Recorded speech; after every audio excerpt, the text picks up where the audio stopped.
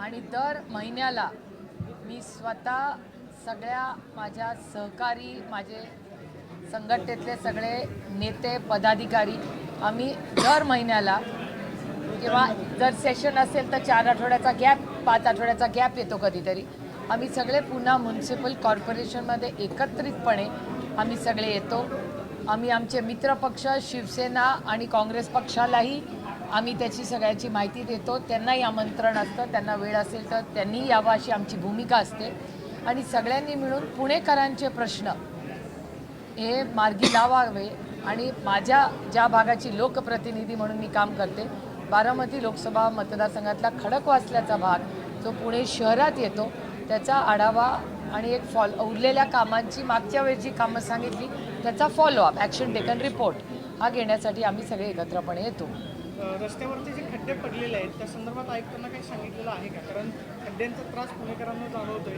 2 दिवसांपूर्वी आपण व्हिडिओ पाहिला असेल की एक पूर्ण माणूस जो आहे तो खड्ड्यामध्ये गेलेला पाहायला मिळाला. तर एवढा खड्डा रस्त्यांवरती पाहायला मिळतात, त्या संदर्भात काय चर्चा झाली, आयुक्तांनी काय सांगितलं? नाही, अनेक महत्त्वाच्या मुद्द्यांवर आम्ही जे महत्त्वाचे मुद्दे मांडले हे सगळ्यांची भावना होती. एक तर खड्डे, दुसरा कचरा डेपो फुरसुंगीचा, आजही तिथे आंदोलन चाललं आहे. आणि असंख्य भागामध्ये शहरामध्ये आज कचरा पडू नये हे वास्तव आहे ह्या शहराचं. त्याच्यानंतर एक टॅक्सचा इश्यू आहे. जी नवीन गावं घेतली ते सगळ्यांना टॅक्स लावलेला आहे. माननीय अजितदादा असताना तुम्हाला आठवत असेल लोकसभेत विधानच्या सभेमध्ये त्याला स्टे दिला होता. त्याच्यानंतर विधानसभा झाली, यांची सत्ता आली महायुतीची, आणि मग त्याला पुन्हा एकदा थोडंसं एक्सटेन्शन दिलं होतं. पण आता कुठला निर्णय झालेला नाही. हा पूर्णपणे या गावांवर अन्याय आहे.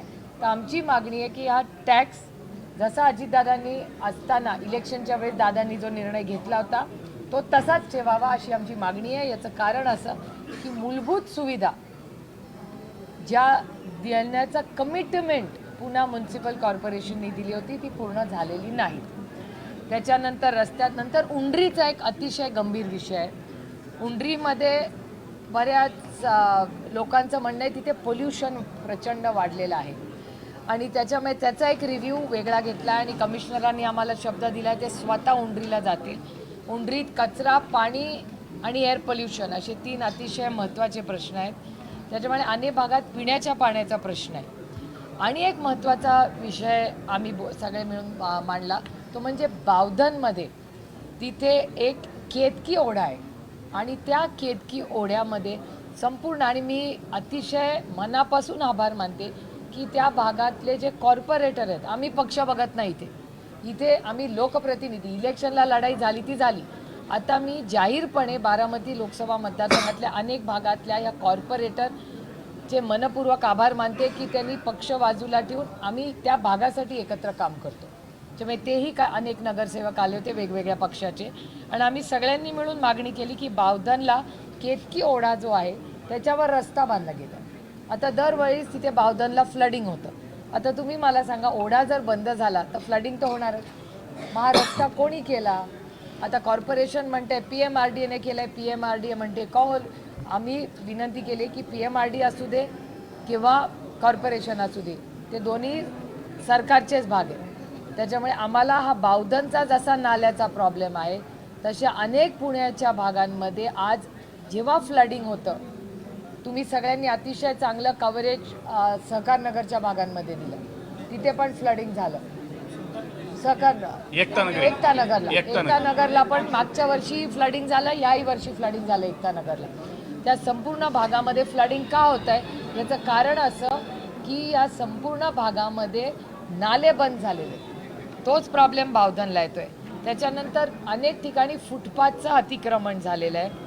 आणि खरं तर एक आढावा घेतला पाहिजे की खरंच किती प्रोजेक्ट्स झाली आहेत, किती प्रोसेसमध्ये आहेत आणि प्रपोज प्रोसेस काय, आणि मग निधीचं विभाजन नक्की कसं चाललं आहे किंवा काय प्लॅनिंग आहे. आणि DSK विश्व, त्या DSKमध्ये म्हणजे धक्कादायक आहे, तुम्हालाही आश्चर्य वाटेल, कारण का महाराष्ट्र सरकार सातत्याने सांगत असतं की हे राज्य पॉवर सरप्लस आहे, म्हणजे वीज सरप्लस स्टेट आहे महाराष्ट्र. जर वीज हे सरप्लस आहे, गल्लीपासून दिल्लीपर्यंत त्यांची सत्ता आहे, तर मग DSKच्या संपूर्ण त्या भागामध्ये का तिकडे आम्हाला वीज मिळत नाही? संपूर्ण भागामध्ये आणि दिवसातून एखादा दिवस चुकून जात असेल अर्धा तास मी मान्य करू शकतो, काही टेक्निकल इश्यू असू शकतो, पण धायरी जे पुण्याचं अतिशय महत्त्वाचा फास्टेस्ट ग्रोईंग भाग आहे त्या भागामध्ये लोक रितसर टॅक्स भरतात, तिथे विजेचा प्रॉब्लेम दररोज होतोय. सरप्लस शहरामध्ये राज्यामध्ये जर सरप्लस वीज आहे तर मग माझ्या धायरीच्या लोकांना वीज का मिळत नाही आहे याचं उत्तर महाराष्ट्र सरकारला आणि कॉर्पोरेशनला द्यावं लागेल. नाही नाही, ते थांबलंच पाहिजे ना, तातडीने थांबलं पाहिजे. उंडरीला तसाच प्रॉब्लेम आहे. उंडरीचा स्पेसिफिक ती सगळी टीम आली होती, सगळ्यांनी सुंदर सुंदर फ्लॅट्स घेतले कारण का त्यांना वाटलं मागले टेकडी आहे त्याच्यामुळे लोकांनी फ्लॅट घेतले. आता या सगळ्या टेकड्या फोडायचं पाप सारखं चाललेलं आहे.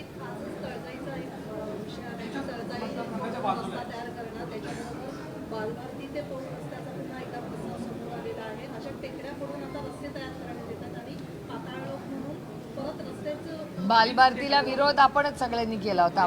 तो जो आतला रस्ता जाणार होता त्याला आपण सगळे गेलो होतो ना तो बघायला, मी स्वतः गेलो होतो. आमचा पूर्ण विरोध आहे.